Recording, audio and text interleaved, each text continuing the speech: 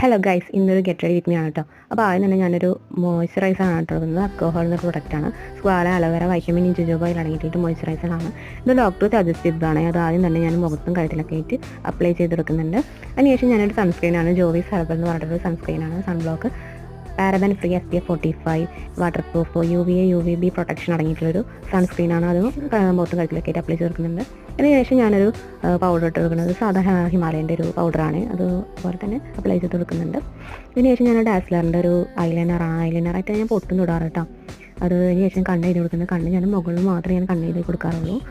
ചെറിയൊരു വാലും കൂടി ഇട്ട് കൊടുത്തിട്ടുണ്ട്. അതിനുശേഷം ഞാനൊരു ലിപ്സ്റ്റിക് ഇട്ട് കൊടുക്കുന്നുണ്ട്. ഡാസ്ലറിൻ്റെ DLC 032 എന്ന് പറഞ്ഞിട്ട് ലിപ്സ്റ്റിക്കാണ്. അതിൻ്റെ ഒരു ചെറിയൊരു വീഡിയോ മുന്നിട്ടിട്ടുണ്ട്. അത് കണ്ടില്ലെങ്കിൽ കണ്ടു നോക്കണേ.